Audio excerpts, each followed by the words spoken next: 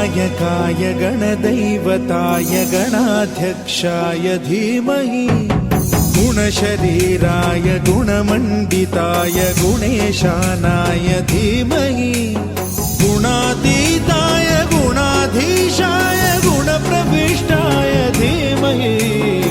एकदन्ताय वक्रतुण्डाय गौरीतनयाय धीमहि गजेशानाय भालचन्द्राय श्रीगणेशाय धीमहि